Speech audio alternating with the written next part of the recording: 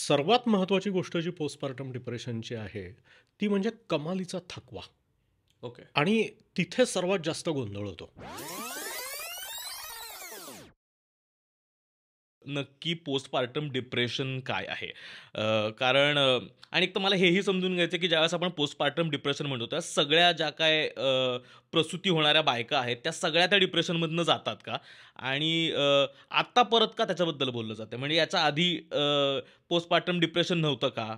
कारण मग आपल्या आया किंवा त्यांच्या जनरेशनमधल्या ज्या बायका आहेत, त्या तर हे म्हणतील की आमच्या काळी नव्हतं का? की आम्हालाही ते नैराश्य येत असेलच, की आम्ही पण डील केलं की त्यासोबत.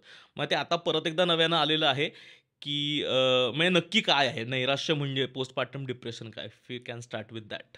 तर नेम अगदी सेल्फ एक्सप्लेनेटरी आहे. नाव हे पोस्टपार्टम डिप्रेशन म्हणजे डिलिव्हरी नंतर येणारं डिप्रेशन. आता आणि तुम्ही म्हणालात तसं की ते आधीपासून आहेच. हं, पण आत्ता आपल्यामध्ये जास्त या विषयावर अवेअरनेस आहे किंवा हे बोललं जातंय जास्त या विषयावर आणि डायग्नोसिस होतोय. लोकं ओपनली याच्याबद्दल बोलायला लागली आहेत. त्यामुळे आत्ता हे जास्त कळतंय. हं. पण it has always been there since ages. तर आता अनफॉर्च्युनेटली झालंय असं की डिप्रेशन ह्या टर्मला खूप कॅज्युअली वापरलं जाते ही हं. टर्म. तर म्हणजे आज आज इतकं काम होतं, बॉसचा चेहरा बघूनच मला डिप्रेशन आलं. तर दॅट इज नॉट डिप्रेशन. तर डिप्रेशन आता पोस्टपार्टम डिप्रेशन हे बेसिकली मूड डिसऑर्डर्सचा एक स्पेक्ट्रम आहे. पोस्टपार्टम ब्लूज नावाचा एक प्रकार असतो. तो साधारण सेल्फ लिमिटिंग की 1-2 म्हणजे प्रत्येक महिलेला की एक साधारण 50 ते 70% महिलांना डिलिव्हरीनंतर काही ना काही मूड स्विंग्स होणं किंवा बेसिकली बऱ्याच गोष्टी डिस्टर्ब झालेल्या असतात. हं. झोप होत नसते. नवीन अचानक 180 डिग्रीज त्यांचं आयुष्यच बदलून जातं. त्यामुळे एक नवीन बाळ आलेलं असतं, त्याची काळजी घेणं किंवा ती जबाबदारी तिच्यावर असते. आई म्हणून अनेक रोल्स तिला पार पाडायचे असतात.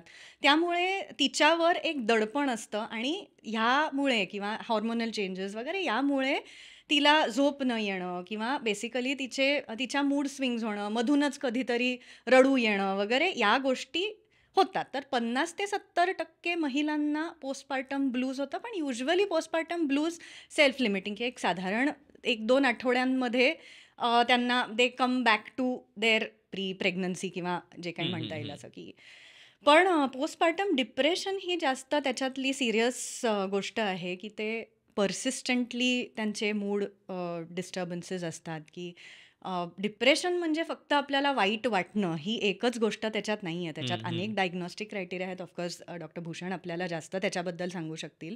पण जास्त झोप येणं किंवा झोप न येणं, कोणत्याही गोष्टीमध्ये आनंद न वाटणं, की एक बाळ आहे तुम्हाला इट इज एक्स्पेक्टेड की आता ठीक आहे बाबा तुमची डिलिव्हरी झाली आहे. इतके दिवस तुम्ही त्याची वाट बघत होता. हं. तुमच्याकडे एक नवीन पाहुणा आलाय. तर तुम्हाला छान वाटलं पाहिजे. पण ते वाटत नाही. आणि ह्याच्यामध्ये तिची काहीच चूक नसते. त्या बाईची ह्याच्यात काहीच चूक नसते. Okay, okay.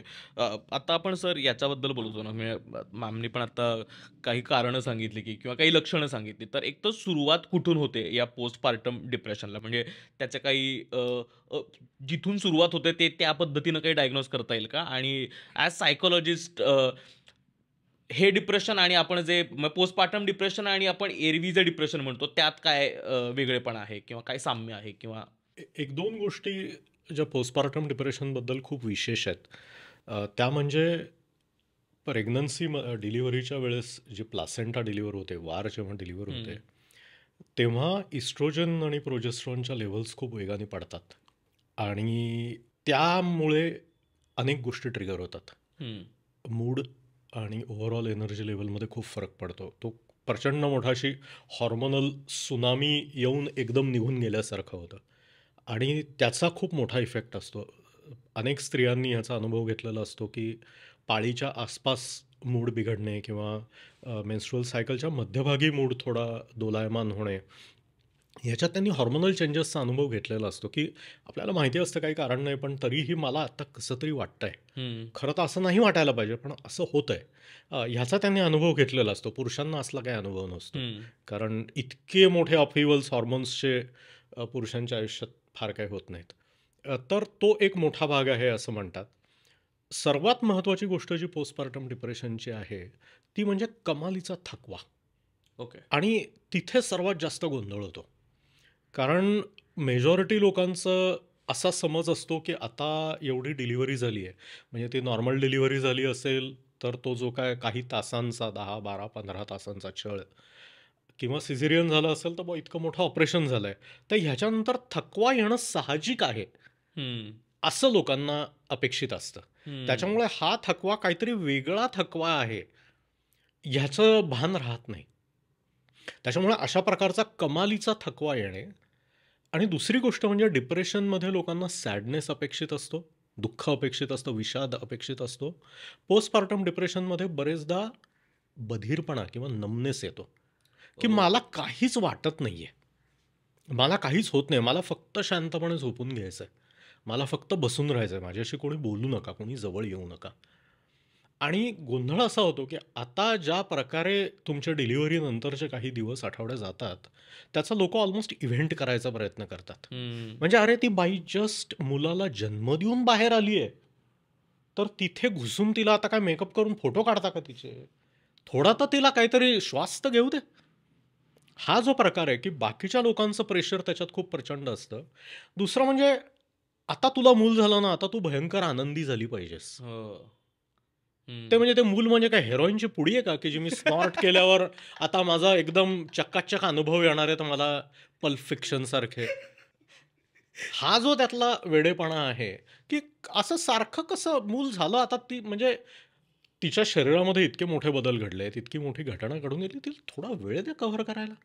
तर ते न करता ही जी सततची आनंदाची अपेक्षा आहे, की तुम्ही भयंकर खुश राहिलं पाहिजे, तुम्ही भयंकर हे झालं पाहिजे. पुन्हा ते प्रेशर, की नाही, नाही, आई आनंदी नसेल तर ते मुलाला त्याचा त्रास होईल. म्हणजे पुन्हा तेही तिच्या बुडक्यावर प्रेशर, की आत्ता हम्म. कुठं 10 तास झाले नाहीयेत लेबर माझं संपून आणि आता ह्याच्या आनंदीपणाची जबाबदारी माझ्यावर. म्हणजे ते मूल मग पुन्हा त्याला ताबडतोब पाजलंच पाहिजे. हे जे प्रेशर्स बिल्ड व्हायला सुरुवात होतात, त्याच्यात त्या आईला आणि त्या मुलाला काही उसंतच मिळत नाही. हम्म. आणि खूप मग त्याच्यात ते गोंधळ होत राहतात. त्यामुळे मग आता तुला असं कसं रडू येतं? असं तर नाहीच यायला पाहिजे, हं. असं सांगितलं जातं. बरोबर. हम्म. त्याच्यामुळे मग ती आई बोलणं पण बंद करते, सांगणं बंद करते. ती फक्त जे काय चालू आहे तेवढं चालू ठेवते.